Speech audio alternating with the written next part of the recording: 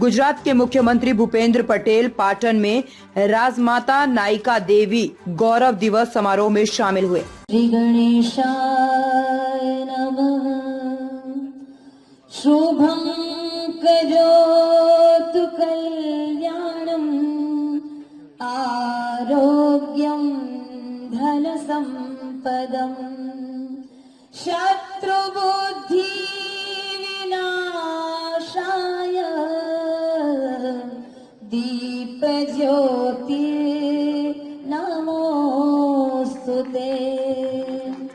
दीप ज्योतिर्परब्रह्म दीप ज्योतिर्जनार्दन दीपो हरतु मे पापं दीप ज्योति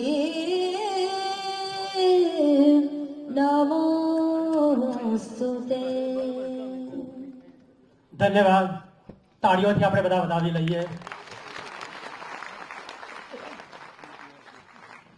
वीरांगना राजमाता नायिका देवी एक होनहार इतिहास